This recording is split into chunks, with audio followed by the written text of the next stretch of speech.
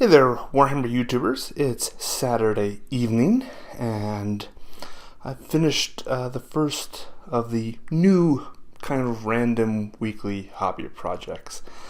Now, this one wasn't particularly random. This was a work in progress that was already on my paint desk, but I really did want to finish this, and I'm glad to have it, finished and kind of put behind me. And I'm eager to look forward to new projects.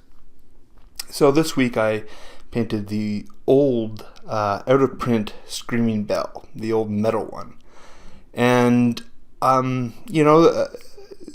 mostly just worked on the Grey Seer and the Bell Ringer, who you can't really see at all because he's in the scaffolding of the bell.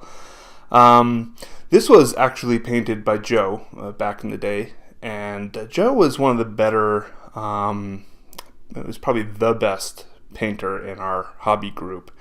So I always thought he did really good work, and most of the bell was painted by him. And, this is the period where there wasn't shades. I think he used mostly inks, and I think he did a pretty good job. So I didn't do too much touching up there.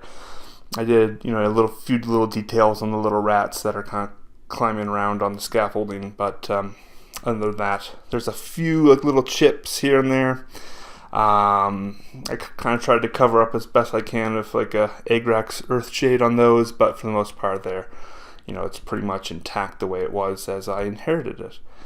And so I just finished up, as I said, the Grey Seer, and a pretty minimalistic paint scheme, following with the Skaven that I've done in recent months. And I think it looks pretty good. I'm pretty happy with it. And because there wasn't too much to do on that, as an added bonus, I decided to do the 5 old Skaven slaves that were also on my paint desk. So now my paint desk is clear, and I'm very much looking forward to moving forward and trying out new projects.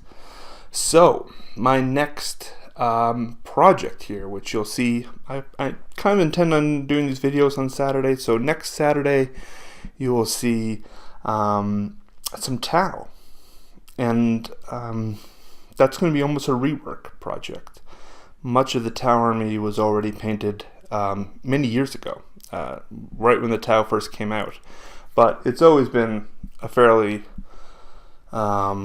uninspiring army in terms of the paint job that was done. Again, painting, back then had some issues. So it's very dark, the paint scheme, not a lot of detail. Edge highlighting wasn't something that, at least I knew much about.